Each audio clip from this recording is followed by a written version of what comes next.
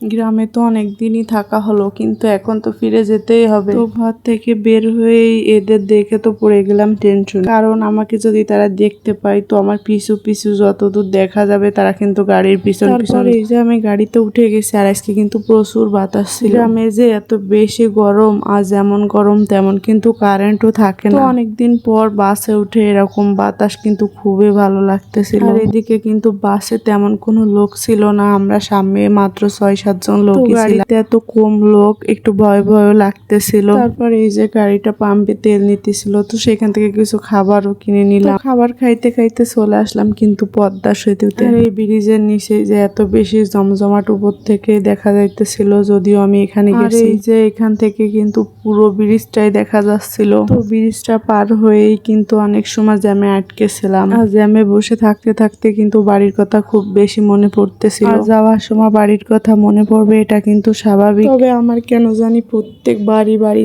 থেকে যাওয়ার সময় অনেক বেশি খারাপ লাগে, শুধু কান্না পায়। এটা কি সবার ক্ষেত্রে না শুধু আমারই ক্ষেত্রে? তারপরে যে চলে আসলাম বাসায় এসেই তো গরুর মাংসের খিচুড়ি রান্না করলাম, যাতে তাড়াহুড়ো করে রান্না করতে পারি।